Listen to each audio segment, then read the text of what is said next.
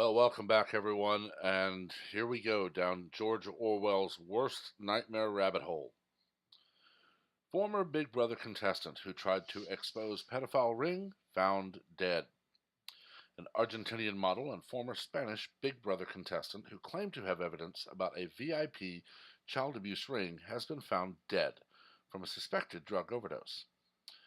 Uh, Natasha Jait, to apologize if I'm butchering that name, I do not speak the native languages, who was living in Argentina, was found naked in a bed after a party in Buenos Aires after suffering multiple organ failure. Officials say it is a result of taking cocaine and alcohol, but her brother and lawyers say they suspect foul play. According to reports in the area, she was found with cocaine residue around her nose, and preliminary tests say she died from a stroke, and there was no sign of violence.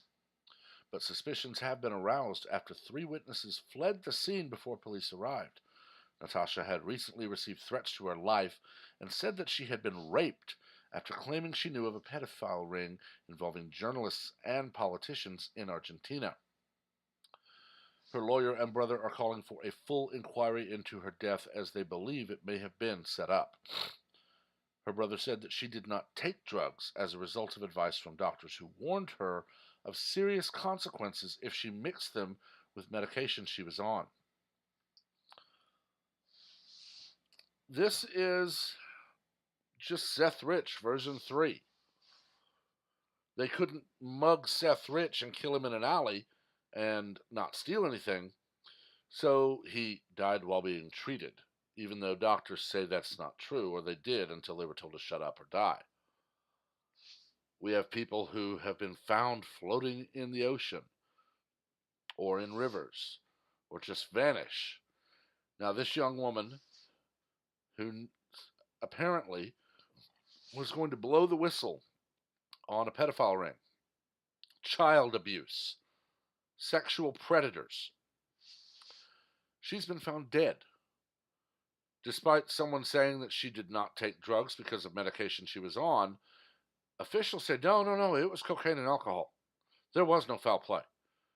Yet this is a woman who says she's received death threats and been raped since first letting it be known that she had this information.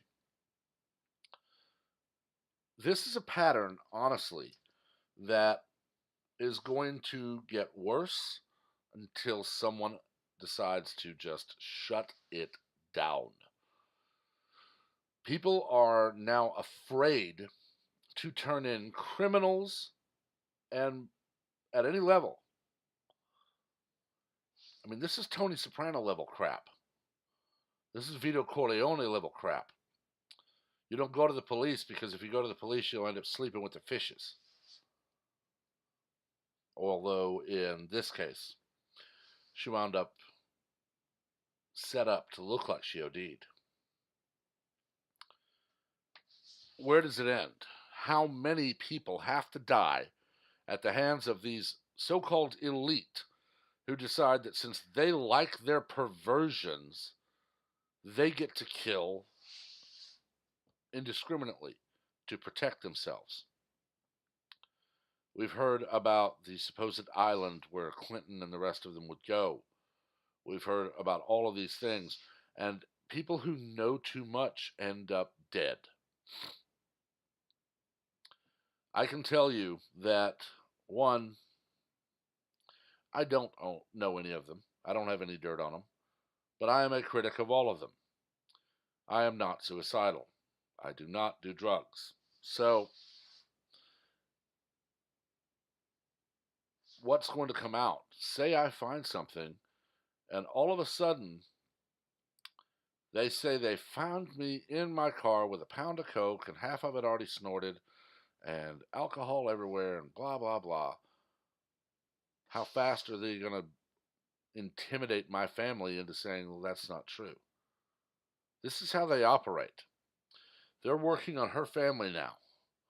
They're working to make the story so prevalent that it was cocaine and alcohol, it was cocaine and alcohol, it was cocaine and alcohol, that they're hoping the lawyer and brother will be soon seen as fringe kook conspiracy theorists.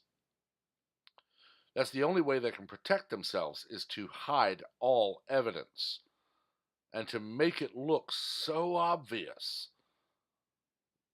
And what they forget is the first rule of looking at a suspicious item is that whatever's the obvious reason it happened is never the reason it happened. It's just not. And for crying out loud, I read Sherlock Holmes when I was 10. And yes, there is Occam's razor, but that is when all other avenues have been exhausted. The simplest explanation is often correct. That's not, well, we walk in, we sell coke, alcohol, that's the story, we're not going to investigate. Occam's razor is against you there, and all credible investigators are looking at you like, how in the world did you get your job? It is unfathomable to me that any government official could say, well, she'd been talking about politicians in this country, or a journalist could say, she's been saying journalists in this country are abusing children, and all of a sudden she dies. Well, the people she was accusing must be right.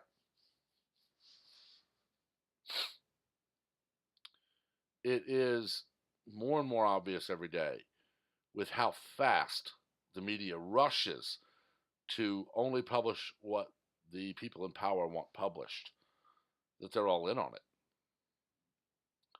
The level of it, yeah, it may not be the government of Argentina. It may be one crackpot who happens to work for them.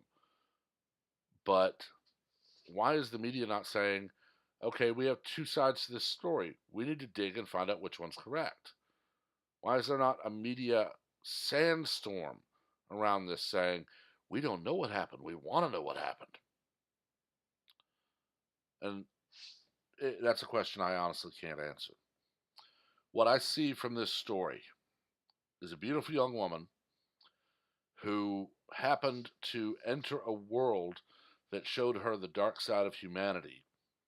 And when she tried to expose it, she conveniently overdosed right at the right time so that her information is never made known.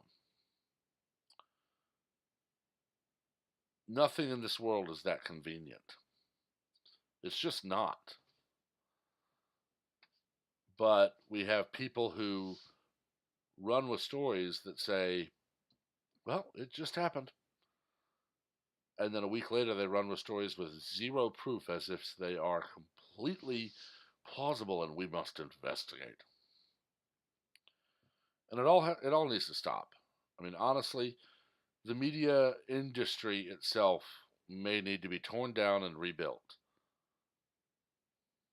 I honestly wouldn't be upset with that because we quit getting these stories where it has to come from little guys that say, where are the questions? Journalists are supposed to question things. Yet we have a journalist here not questioning a thing. I don't know. I know I've talked long enough on this one, so let me know what your thoughts are. Keep it classy, keep it civil. Like always, we don't learn from an argument, we learn from debate. Make sure to like this video, hit the subscribe button, and ring that notification bell because I'm not real close, but I'm not far from starting to go down some of these rabbit holes and having some other things come to fruition. So you'll want to be subscribed and you'll want to have notifications on so you can be the first to hear about it when it does. Until next time, you guys have a wonderful day.